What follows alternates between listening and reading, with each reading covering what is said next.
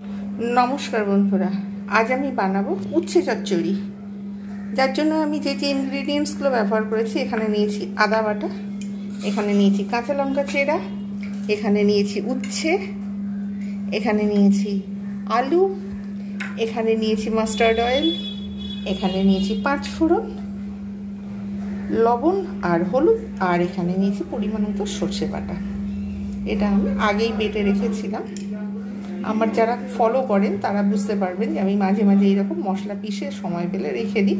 আমি যখন রেসিপি বানাই তখন কিন্তু আমি আর সেটা দেখাই না, তার কারণ অনেক সময় চলে যাবে, রেসিপিটা লেন্দি হয়ে যাবে। কড়া গরম হয়ে গেছে, এতে দিয়ে দেবো মাস্টার্ড অয়েল।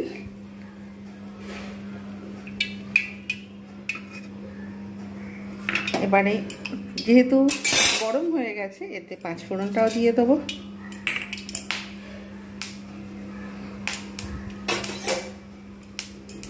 একটু ভালোভাবে পাঁচফোড়নটা হয়ে গেছে। এবার আমি এর মধ্যে উচ্ছেগুলো ভালোভাবে ভেজে নেব, এতেই ভেজে নেব। তো আঁচ ঢাকনা দিয়ে ভেজে নেব। আপনারা যদি মনে করেন যে তেতো যাতে না হয় তার জন্য কিন্তু লবণ হলুদ এবং পাতিলেবু দিয়ে 10 মিনিট মাখিয়ে রেখে দিয়ে উচ্ছে থেকে যে জলটা বের হয় সেইটা ফেলে দিয়ে রান্না করলে কিন্তু তেতোটার পরিমাণটা অনেকটা কমে যাবে। আর তার সঙ্গে যদি পেঁয়াজ মেশানো হয় তাহলে কিন্তু একদম তেতোই লাগবে না। এটা একটা টিপস, অবশ্যই আপনারা ফলো করতে পারেন। তবে আমাদের বাড়িতে এরকম কোনো সমস্যা নেই, উচ্ছে সবাই খেতে চায়, এর যে একটা সুন্দর টেস্ট থাকে সেটা কিন্তু ওই তেতোটার সঙ্গেই কিন্তু একটা ব্যালেন্স হয়ে যায়, যার জন্য তেতোটাই ভালো লাগে। আমি এটা একটু ঢাকনা দিয়ে 2 মিনিট আমি মিডিয়াম আঁচে ভেজে নেব।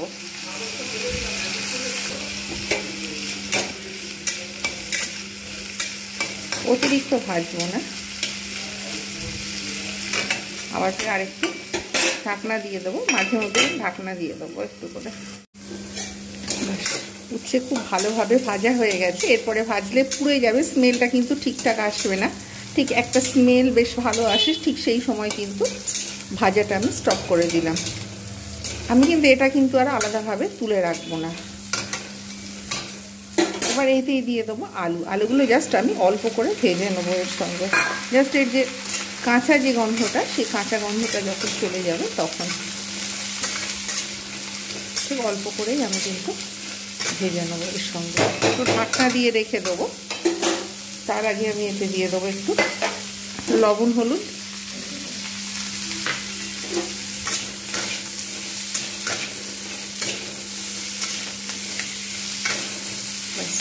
এবারে এটাকে আমি একটু আঁচটা কমিয়ে ঢাকনা দিয়ে ভেজে নেব। এবারে আমি মশলাটা তৈরি করে নেব। এই সর্ষে আদা আমি একসঙ্গে কিন্তু এর সঙ্গে মিশিয়ে দেবো। এবার এতে একটু জল দিয়ে দেবো যাতে এতটা শুকনো না থাকে, তার জন্য।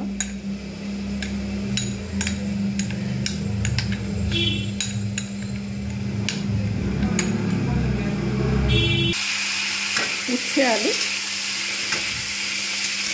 খুব সুন্দরভাবে ভাজা হয়ে গেছে, আলুর যে কাঁচা স্মেল সেটা চলে গেছে। এইবার আমি এতে দিয়ে দেবো সর্ষে আর আদা বাটাটা, একটু জল দিয়ে দেবো। এটা ভাজবো না, সর্ষে ভাজলে কিন্তু তেতো হয়ে যায়, এটা কিন্তু একটা টিপস জানা দরকার। এবার আমি এর মধ্যে দিয়ে দেবো পরিমাণ মতো জল।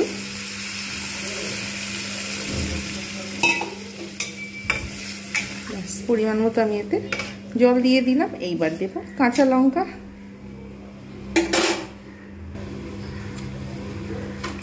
ব্যাস। এবার এটা দিয়ে দিয়েছি।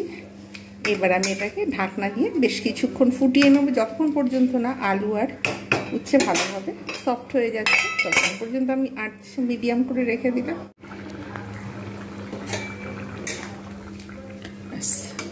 আলু সিদ্ধ হয়ে গেছে, একদম পুরো পারফেক্ট।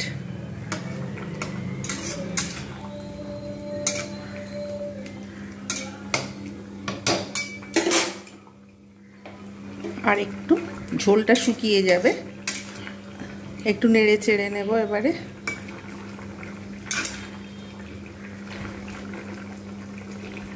আর একটু অপেক্ষা করব, তারপর সার্ভ করব। রান্না কমপ্লিট, গ্রেভি গাঢ় হয়ে গেছে, ব্যাস এইবার সার্ভ করব। ওভেনটা বন্ধ করে দিলাম, ব্যাস সার্ভ করে দেখানোর পালা। তৈরি হয়ে গেল দুর্দান্ত স্বাদের রেসিপি উচ্ছে চচ্চড়ি। আপনারা যদি একবার এই রেসিপিটা বানান, আপনাদের কিন্তু বারে বারে এই রেসিপিটা বানাতে ইচ্ছা করবে। স্টিম রাইসের সঙ্গে গরম গরম দুর্দান্ত লাগে এই রেসিপিটা।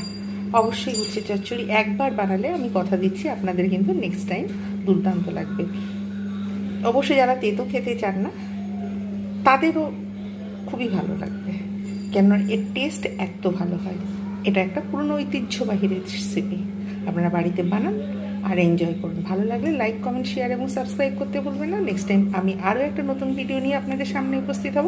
প্রত্যেকে ভালো থাকবেন। এইরকম নিত্য নতুন ভিডিও পেতে আমার চ্যানেলটাকে সাবস্ক্রাইব করুন, লাইক করুন, কমেন্ট করুন। Bye bye and take care.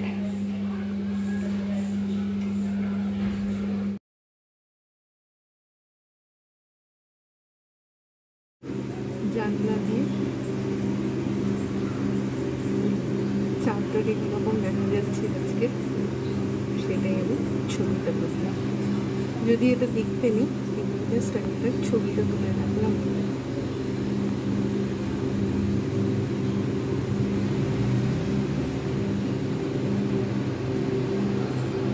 অনেক দূর থেকে ঘরের জানলা দিয়ে